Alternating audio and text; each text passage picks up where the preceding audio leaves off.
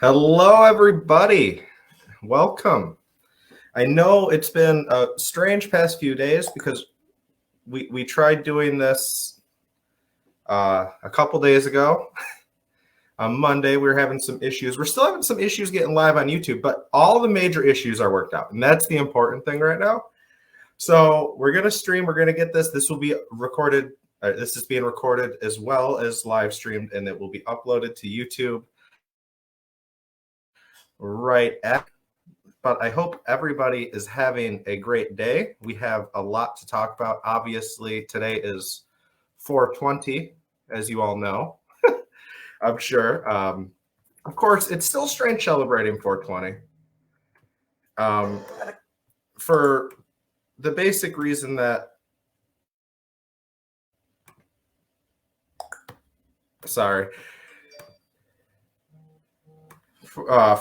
for the basic reason that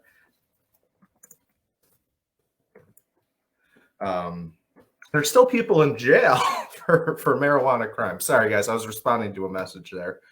So it's very, very interesting. Like as we're here, especially if you live in a legal state like I do. It's strange that you think people are still locked up for it, but here we are. So we got a few stories to get into. First, we're going to talk about Alex Jones and him declaring bankruptcy. I know a lot of people have talked about it, but I'd like to talk about that as well. We also have a story out of Nigeria from last Sunday. We have an update on Prince Andrew and Ghislaine Maxwell and that whole situation. And then we're talking about the Bills Stadium today. So we have a lot to get into. I hope everyone's having a great day, and let's get right into it. So we're going to start here by talking about Alex Jones. Okay? I don't like them putting chemicals in the water that turn the friggin' frogs gay. That guy, Alex Jones. So we're going to talk about him. First, let's view why we're talking about him real fast, and then we'll kind of break it down and get into it. The conspiracy theory website InfoWars has now filed for bankruptcy following numerous defamation lawsuits. The site's founder, Alex Jones, was found liable for damages last year after he falsely claimed the 2012 Sandy Hook school massacre was a hoax. The victims' families recently rejecting Jones' offer to settle the case. Okay, so Alex Jones and InfoWars has declared bankruptcy. Now, I know there has been a lot of people kind of celebrating this. Now, let me explain kind of what I've been reading. Bloomberg was saying how this could potentially be used as a way to not pay the people suing him, the victims of Sandy Hook, right? Because he went on and he was saying, this didn't happen. This didn't happen. That we thought they'd at least kill some real kids. This was a false flag they're trying to use to tighten Second Amendment laws, and that couldn't be further from the truth. In fact, 26 people in total died, 20 kids and 6 adults. So it's a tragic situation, and he turned it into this whole thing. And basically now he's admitted, right, that it happened, and he said it was a form of psychosis that caused him to say that. But then, right, so beyond that, he's also talked about a number of different things on his channel, but he did good work early in his career. At least I think so. Like the Bohemian Grove, I thought was actually decent work he did early in his career. So I think that's something to keep in mind. He's kind of a nutbag now, everything that's happened to him. But he wasn't always, he was always kind of out there, but he wasn't always as crazy as he is now. Now he has gotten much, much worse, right? And within the past, 8 years or so. And we've watched kind of this decline of Alex Jones. And he did offer to settle this case for, I think, $120,000 a person. It got rejected. Now, in the bankruptcy claim, he's saying InfoWars has between $0 and $50,000 in assets and between $1 million and $10 million in liabilities. Now, that's obviously pretty astronomical. There's people accusing him of moving assets out of Infowars.com and moving it into some of his other companies. And I'm going to look more into it and talk more about it next week. But I just thought that was interesting, right? Now, I want to talk about our next story here. And our next story is out of Nigeria. All right. So, and it's a sad situation. We were talking about this back when we were doing Fast News. The situation there with Boko Haram and other groups in that area. So last Sunday, 154 people were killed and dozens of homes were burned down in the latest Boko Haram attack. Gunmen on motorbikes opened indiscriminate fire on shops and houses in the Kinam region last Sunday, and that is according to Yao Akubar, and he's a senior counselor in their local government over there. And he said approximately 4,800 people have fled their homes, fearing for their lives. It's just a very, very sad situation over there, obviously. President Muhammadu Buhari condemned the attack in a statement saying the perpetrator should not be spared or forgiven. Boko Haram has launched a bloody insurgency in the northeastern of Nigeria back in 2009. Now, since 2009, they have expanded into neighboring countries like Niger, Chad, and Cameroon, which has prompted military responses from those countries, guys. All right. The terror group has killed more than 30,000 people and displaced nearly 3 million in Nigeria alone, according to the UN. Now, under a month ago, Boko Haram made headlines after Boko Haram and ISWAP members. ISWAP is the Islamic State of the West African province. So both those groups, around 7,000 members surrendered themselves to local authorities, right? And there was this belief that when this happened, that this could be a new time for peace to kind of come in and take over in the area. But since then, that really hasn't happened. And it's a very sad situation. It's not getting nearly the publicity that what's going on in the Ukraine and Russia is getting, which is why I'm not talking about the Ukraine and Russia. Everyone and their mother is talking about the Ukraine and Russia, but nobody's talking about what's going on here. And similar to what's going on in the Ukraine started back in 2008, right? With the annexing of Crimea, and the situation has escalated. This started back in 2009 and has spread through multiple countries in the area. So it's a very serious situation. Very serious situation. And, it's just sad that all these innocent people are losing their lives in these attacks. And obviously, it's attacks for power, and China has been dumping money into the region. They have been creating highways. They have been doing a lot. But as that industrialization happens, these extremist groups seem to be getting more and more extreme in the area, and it's very, very sad. And it's just an overall sad situation over there. We're praying for them. We're going to take a quick break, and when we come back, we're going to talk about Ghislaine Maxwell and Prince Andrew. Don't go anywhere.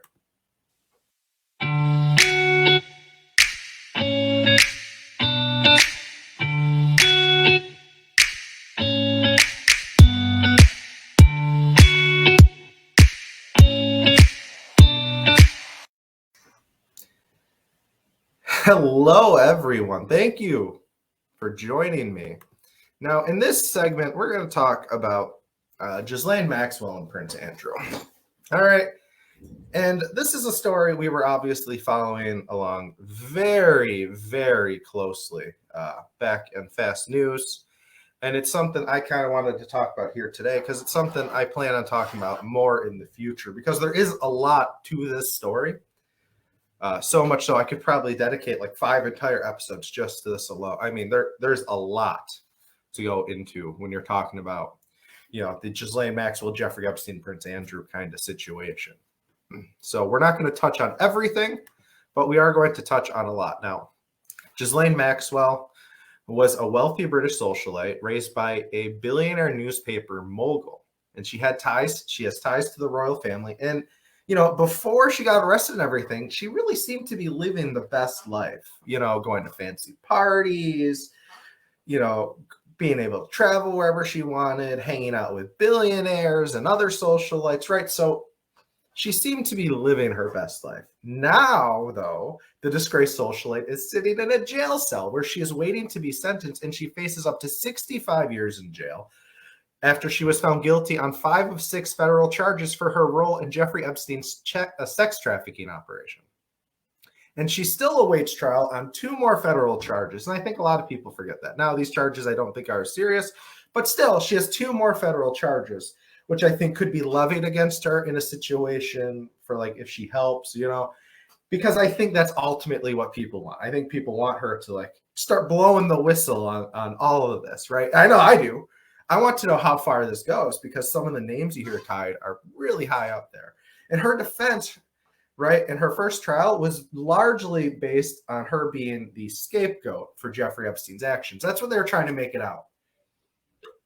They're trying to make it seem like she was being scapegoated for Jeffrey Epstein's actions since his death because they want somebody to blame. But obviously, she played a pretty big role in that, and the jurors agreed. Hence why she was found guilty on 5 of 6 of the charges. Now, since her conviction, there has been a lot of talk about whether or not she will work with the FBI to bring down this elitist pedophile ring, right? Who is said to have met on Jeffrey Epstein's private island. They are said to have flown on his planes. They are said, the things rumored to have happened are disgusting in nature, right? And the things we know happened based on out-of-court settlements and everything else. It's very gross. Lots of high-profile people are accused of having ties to Jeffrey Epstein, right? Like we already talked about. Prince Andrew, Bill Clinton, right? Prince Andrew was 3rd in line for the crown, right? So that's pretty huge, right?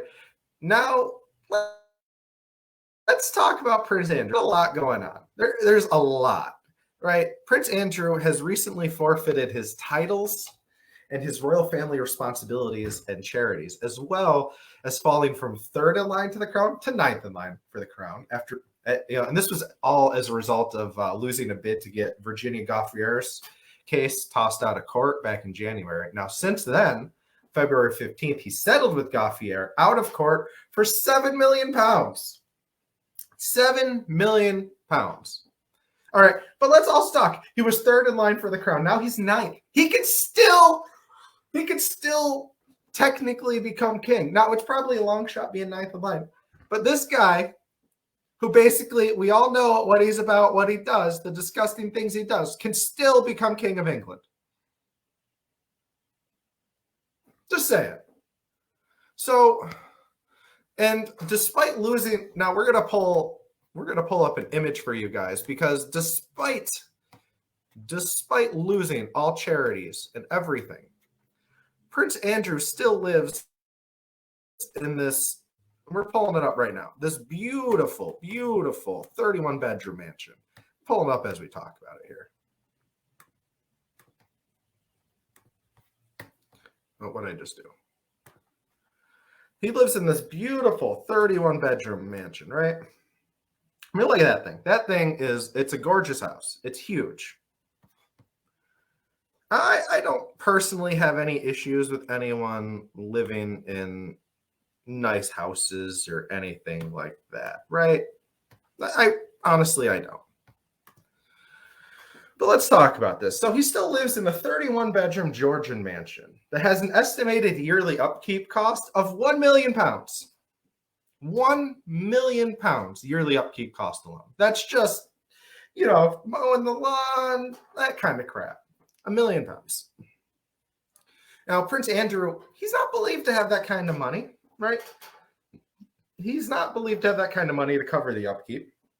In 2003, Andrew did. Now, that's when he signed the lease. That's when he moved in. He signed a 75-year lease at the Royal Lodge for a one-time fee of £1 million. Now, that's actually a good deal for 75 years, as it comes out to be around £250 a week for a 31-bedroom mansion. That's a really good deal. I mean, that's a great deal, honestly. So good for him. Now, he's also rumored to have spent £8 million on renovations on the property since he has taken over. And the mansion itself, I thought this was interesting, is only 3 miles from the castle where his mom lives, from where the queen lives. That's crazy. 3 mile, that I don't know. I know they're like a close knit family and all that, but 3 miles away from your mom almost seems unhealthy. You know, if you guys ever watch Everybody Loves Raymond, and you know he lives across the street from his mom, and she just like barges in all the time. You know, 3 miles is too close for comfort for me since I like just binged that show not too long ago. Oh man! So the property is believed to be around. Valued around 30 million pounds, right? So obviously it's an expensive property. But let's get into some of Andrew's other finances here. So Prince Andrew also he has a reported yearly income of 2,600 or 268,000 pounds. I'm sorry. Wow. And the reason I bring that up is because all over the internet, there has been a ton of questions on how he makes the rest of his income, right? And I say this because he is known to have a watch collection that is believed to be valued somewhere between 500,000 and £1 million, which, wow. I mean, cool. I like watches. Don't get me wrong. I like watches as much as the next guy, but I mean, that's some serious cash to be blowing on watches. Now, he also has a crazy expensive car collection. I couldn't find like a definitive estimated value, but listen to how much just one of his Bentleys cost $250 million. $250 million for one car. I mean, that's more expensive than a lot of people I know's houses. That's wild. I mean, not a lot of people I know houses. I don't know anyone that lives in a $250 million house. That's more expensive than everybody I know's houses. That's wild. All right. And he also has a private jet that he uses frequently, and those aren't cheap to run. You got to pay for jet fuel. And we all know how expensive gas is nowadays, right? So you got to pay for jet fuel. You got to pay for a pilot. You got to pay for you got to pay for a hangar. All of this stuff adds up, and it's very, very expensive upkeep. Very expensive to keep all that going. Now, obviously, it's not cheap to run at all. And I think the question a lot of people have since a lot of this came out is how is he making all this money exactly to pay for all of this stuff, right? Now, people want to know how far Andrew's connections go with Epstein and Maxwell, and it's led to a lot of hypothesizing on the internet side. The internet likes to do that, and right now with this story, within good reason, the internet, because we know how Maxwell and Epstein were making their money. We know Epstein, we know what they were doing. So it's not super crazy to think Andrew might be more involved like Maxwell was than is originally led to believe. I don't think that's so out of the realm of possibilities. Now, how far, how deep, I don't know. But I think it leads questions. And I think this is why a lot of people want Ghislaine Maxwell to come forward and really start cooperating here. Because we want to know how far it goes, not just in the American, right, within the American elite rings, but we want to know how far it goes within the international elite rings out in England. Because I think if you start digging a little deeper, you might start finding there's other powerful people in other countries maybe connected to this. And I don't think that's something we can really rule out as a possibility. So I'm not trying to say X is happening or, I just want to get some answers here. I think naturally we want answers when horrible stuff like this happens. And I think a lot of people, besides Ghislaine Maxwell's family, which I don't know if they're putting up an act or they actually really think she's innocent. When you do horrible things, I think in a lot of people's cases, your family would be the last to believe, right? So maybe they actually do, maybe they don't, but they've been fighting for her. And I'm just hoping at some point she cooperates and we get some more answers as far as how this all goes. At the end of the day, it's all very bad. It's a very bad situation for everyone involved. Obviously, Virginia Goffreer, she has been the most public person about it, and really has been the one going after Prince Andrew the hardest. So it's a story we will continue to follow for sure. It's a story that, you know, there's a lot of layers to, and there's a lot of different things we could kind of break it into. But at the end of the day, I think it's dangerous to jump to assumptions super quickly. We know some of the names involved already, right? And we know some of the other names. Like I've heard Stephen Hawking's name thrown around. These are powerful people. These are people and leaders of science. These are government leaders. These are, you know, similar to the Bohemian Grove situation I was talking about earlier with Alex Jones. There's a lot of mystery around it because Epstein's Island was an isolated place. So there's naturally questions when things happen in isolated places, especially when only rich and powerful people are allowed to go. It is a little sus to a lot of us. And I think within good reason, given human history and how, like, when you look back far enough, kings, queens, emperors, and all that, how they treated, how the people at the top have always treated the people at the bottom. I think it's natural at this point to assume that they're probably up to some nefarious things, right? I don't think that's too out of the realm possibility. But we're going to take a 60-second break here. We're going to come back with the Bills Stadium story. Thank you, guys. Don't you go anywhere.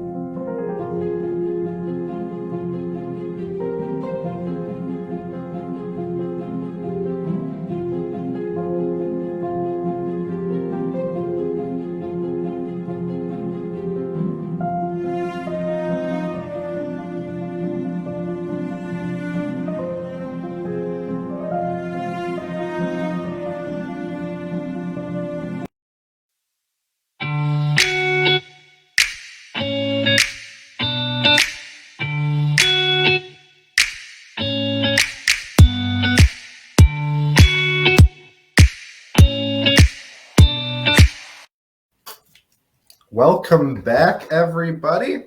Now, before I know, I was just drinking this stuff. I don't know how many people ever heard of this. They're not, obviously, no one's sponsoring this up or anything, but this stuff is very good. It's some kind of turmeric pomegranate juice, zin crap. It's so good.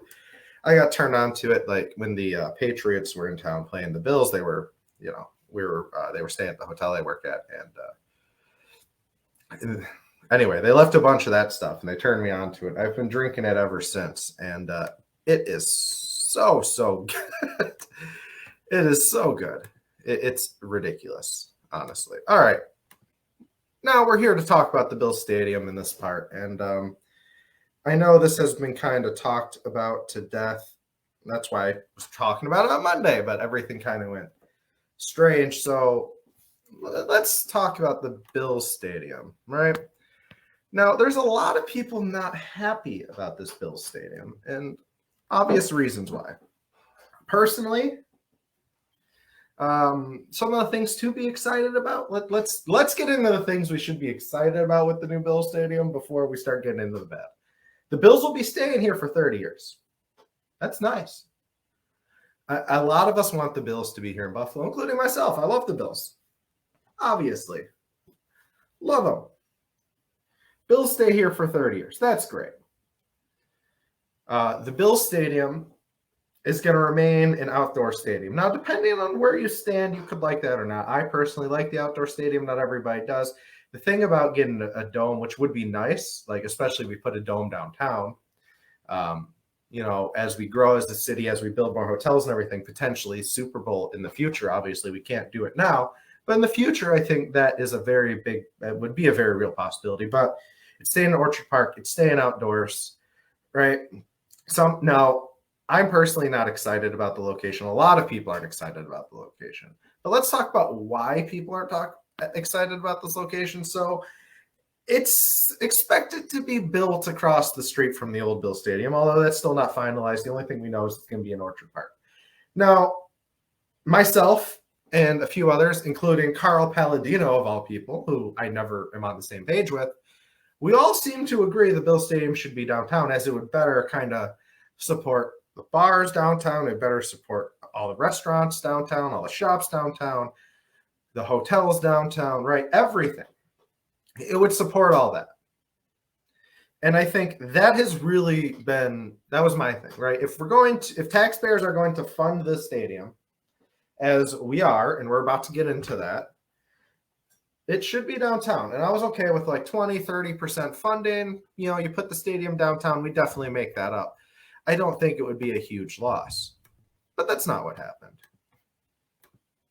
Not at all. So let's get into the story, the finances. We're going to have a lot to talk about with this Bill Stadium. So bear with me. Tell me how much of an idiot I am in the comments. That's okay. If you can disagree with me on this. A lot of people do. But I don't like the Bills Stadium being paid for 61% by taxpayer dollars.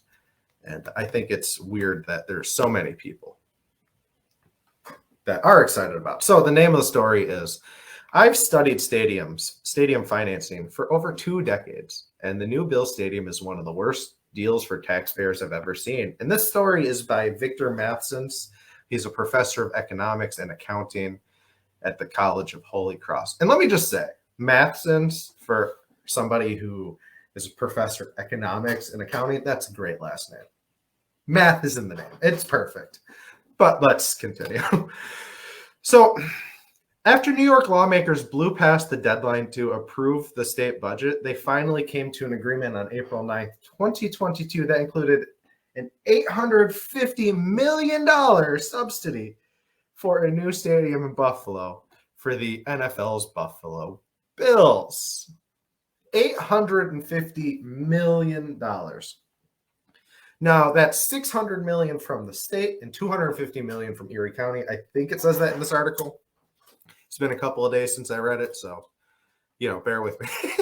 So as a sports economist who has studied stadium deals for over 2 decades, I am not exaggerating when I write that the New York legislature has managed to craft one of the worst stadium deals in recent memory. A remarkable feat considering the high bar set by other misguided state and local governments across the country. Good job, New York State.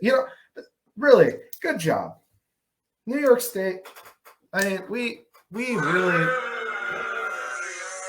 really know how to screw things up. I mean, we're taking funding out of all kinds of other programs too. And we can touch on that in the later episode. There's plenty to talk about this Bill Stadium and dissect. This isn't going to be the only time I'm talking about it. Trust me. All right. Study after study has shown that stadiums are terrible public investments, and taxpayers financing them rarely want to pay for them. So why are governments willing to subsidize them? No, that's true. The only thing people hate more than taxes are when their taxes get wasted and spent badly. It's the only thing people hate more than taxes. I hate paying taxes. But you know what? If things were taken care of better, I don't think I would hate taxes as much. If the roads were better, if streets got plowed properly, if the education system worked as it should here, I don't think I'd care very much.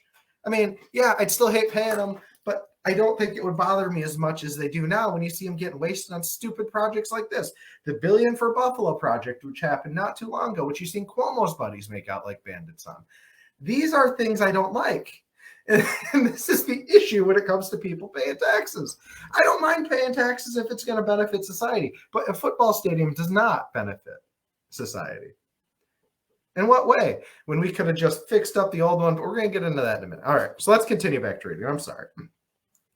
There were many things to like about the Bills Stadium project. $850 million. It is the largest taxpayer handout for a new stadium in U.S. history, even before the additional subsidies, such as an annual maintenance cost, property tax exemptions, and tax exemptions for municipal bond interest are even considered in there, right? So these factors could easily drive the total government price tag well over $1 billion. well over $1 billion. That's just, that's that's what we're paying. It's okay. Taxpayers are footing over 60% of the $1.4 billion price tag. It also runs counter to the trend of the past decade towards lower levels of public funding for stadium construction. All right. State and local governments, on average, had covered roughly 2/3 of stadium construction costs during the first wave of the modern stadium boom that began in 1991. During the Great Recession, however, government leaders found it politically unpalatable to hand over hundreds of millions of dollars to billionaire owners as they were laying off teachers and firefighters. And of course, guys, I mean, of course, what did you expect? Nobody in their right mind wants to pay more money for stadiums when you can't afford to employ teachers. Now, that's not so much of an issue now, like with teachers getting laid off and stuff. And the issue now is how poorly everything else is doing in the city, how bad education is. There's lead in the water fountains here in some of the Buffalo public schools. Now, the money being allocated wouldn't be used for that anyway, let's be honest. They would never do that anyway. They would never allocate funds to try to get some of the lead out of the Buffalo public school system. That would just make too much sense. But you see the problem. Yeah. All right. Over the past decade, my ongoing research has shown that public subsidies have fallen to only 1/3 of the building cost on average. So 1/3 is 33%. I was okay with 20 to 30%. So you kind of see I was about in that range. In fact, most recent Super Bowl played an entirely privately financed SoFi Stadium in Los Angeles. This Bills deal evokes the bad old days. Stadium subsidies in general are terrible public policy, and this agreement is no exceptions. Again, the Bills and their owners, Terry and Kim Pegula, don't need a handout. No, they don't need a handout. With a net worth of $5.8 billion, Terry Pegula ranks the 9th richest owner in the NFL. $5.8 billion. They just bought a super yacht for $75 million, if you remember. A yacht so big it can have its own yacht. But they need, hundreds of millions of dollars from us to help enrich themselves, right? This is what people get angry about. The generous revenue sharing structure of the NFL means that even playing in one of the league's smallest markets, the Bills have earned over $300 million in operating income since the Pegulas have purchased the team for $1.4 billion just 7 years ago. And since then, the value of the Bills has risen by another $900 million. So right there, they purchased for $1.4 billion. They've already made about $1.2 billion when you talk about the rising value of the Bills and the $300 million in profit just in operating income. I don't even think that's including like sponsorships and stuff like that. That's crazy. The Pegulas have earned enough with their investment in just 7 years to pay for the entirety of the new stadium on the ground. That's true. They have. And again, this isn't even including all the money he makes at doing fracking and everything else. Now, we're not going to read this whole article. We're actually going to stop at this paragraph because the rest of it I'm going to kind of cover as I talk. It's kind of redundant. But the only thing better for a team owner than a new stadium is a new stadium that somebody else has to pay for. Indeed, the stadium is likely to further drive up the value of the Bills by far more than $350 million the Pegulas are contributing. And that's true. So, but they're not just contributing. So they're also contributing $200 million. The NFL is paying $200 million dollars on a loan, and it will be paid back. Now, I don't know if it's coming out of revenue share or whatever, but that'll be paid back. So that last line, I mean, it really is. But even then, we're paying for 61% of the stadium. The taxpayers are. That's wild. That is absolutely wild when you think about that. Mark Poloncarz has also gone to great lengths to cover up the old stadium study that would let us see how much it would cost to fix up the old stadium. Mark Poloncarz, of course, is the Erie County executive. And that to me is an issue because, number one, One of the things I love about watching soccer, specifically the English Premier League, is the old stadiums, the old historic stadiums, man. They are so cool.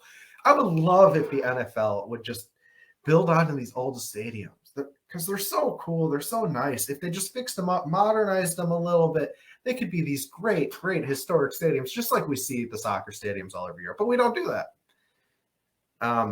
And I really don't understand why. The other thing about this Bills stadium that I've seen a lot, that I haven't seen a lot of people talking about, that I think is weird, we're losing seats. I think the current stadium, Highmark Stadium, Ralph Wilson Stadium, whatever you want to call it, the current stadium holds around 72,000 people.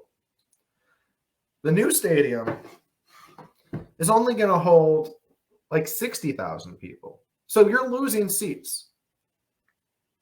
So that's another thing. When we could just fix up and add more seats and, you know, maybe add a roof and use this as a venue that we could use year round, even if it's not like an enclosed roof, just something over the field so it doesn't snow and rain on the field, something. Because, you know, it would be good to get more use out of the stadium for concerts, for other events. Can you imagine if we had that football stadium instead of holding it at the ballpark, which I do actually like the Wingfest at the ballpark. But can you imagine if we could pack more people, more vendors, make it more Buffalo, involve the Bills in some way, have Wingfest inside of the stadium in a downtown stadium? That would be so cool. If we fixed up the train system a little bit so we could take the train to games, that would be cool. I would love to have the Bills Stadium downtown. And I'm most upset about the taxpayer money going to this, don't get me wrong. But I'm also upset that the stadium's not going to be downtown. And the people that seem to be most excited about the stadium not going downtown are the people that get stupid drunk and hurt themselves and everything else at these tailgates, right? We're talking about not the people, everybody jumps through tables at these things. That's fine, right? If anything, in Buffalo, we need more jumping through tables. Friday night, all right, guys, time to go home for the weekend. Everybody jump through your folding table. It should be a tradition here. And I don't think that goes away if you move the stadium downtown. Now, there probably would be less of a tolerance of public intoxication, yes. People do get way too drunk at Bills games. It's not a secret. People in Buffalo like to drink. That's not a secret.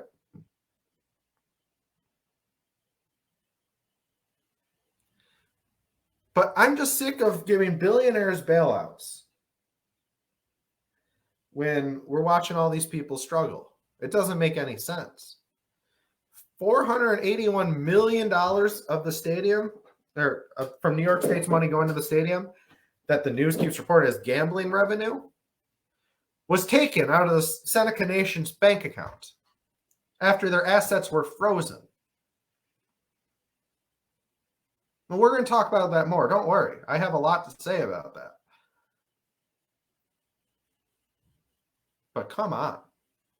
I mean, we can't pretend this deal is a good deal for Buffalo. It's not. It's a good deal for the Bills to stay here. Yes, I think everybody wanted the Bills to stay here. And for everyone saying, well, they were seeking 100% publicly financed stadium.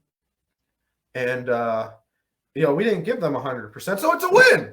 And so Mark Pollicar's, they were seeking 100% stadium financing. And we don't have to pay 100% of the stadium financing. So this is a very good deal for TAG. No, it's not.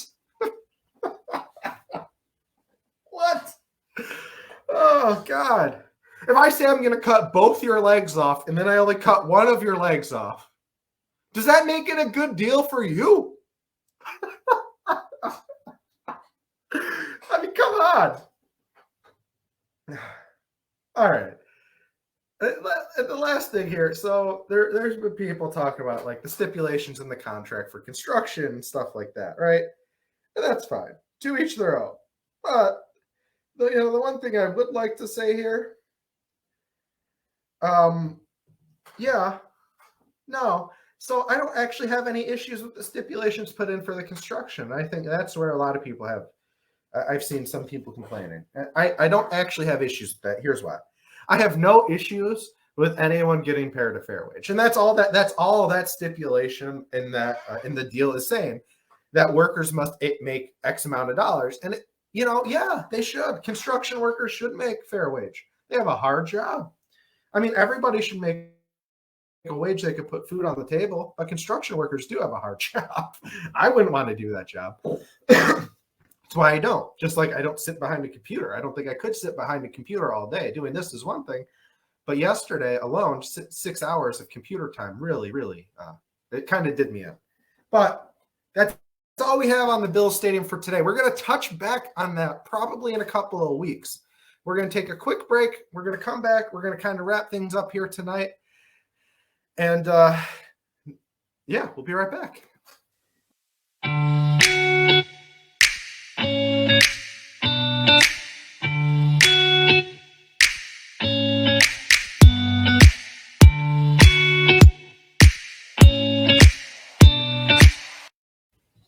All right, everybody. So I know that was shorter than I originally thought, and the first stream did go longer. But you know, we had to re-record it.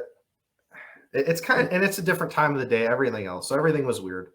Next week, we will be back to doing the Mondays live streams. We're going to do these every Monday from here on out. That is the plan.